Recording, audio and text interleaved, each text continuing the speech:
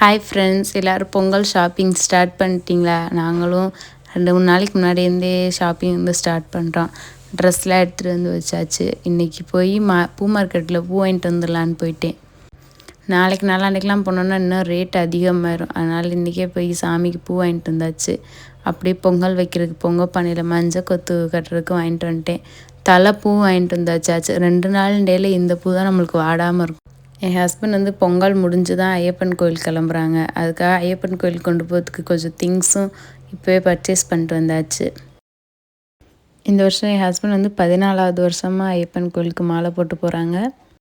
கல்யாணம் ஆகிட்டு ரொம்ப வருஷமாக குழந்தைக்காக காத்திருக்கவங்களுக்கு என் ஹஸ்பண்ட் வந்து அங்கே மணி கட்டி சாமி கும்பிட்டு கொண்டு வந்து கொடுத்து ரொம்ப பேர் குழந்த பிறந்திருக்கு.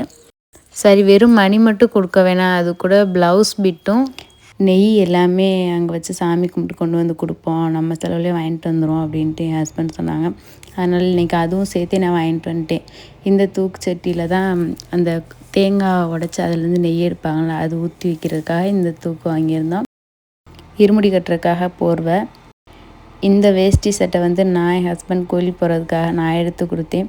இந்த ஷர்ட் வந்து என் ஹஸ்பண்டோட அப்பா, என்னோடய மாமனார் வந்து அவங்களுக்கு எடுத்து கொடுத்துருந்தாங்க. இந்த ஷர்ட் வந்து எங்கள் அம்மா எடுத்து கொடுத்துருந்தாங்க என் ஹஸ்பண்ட் கோயிலுக்கு போகிறதுக்காக. அப்புறம் நேற்றே வந்து இருமுடி பை எல்லாத்தையும் எடுத்து நல்லா க்ளீன் பண்ணி துவைச்சி மடித்து வச்சாச்சு. இந்த பை தான் அவங்களோடது. இது இருமுடி கட்டுற பை. இதெல்லாம் சுத்தம் பண்ணி வச்சுருக்கோம். ஐயப்பன் கோயில் போகிற விலாக நான் உங்களுக்கு போடுறேன்.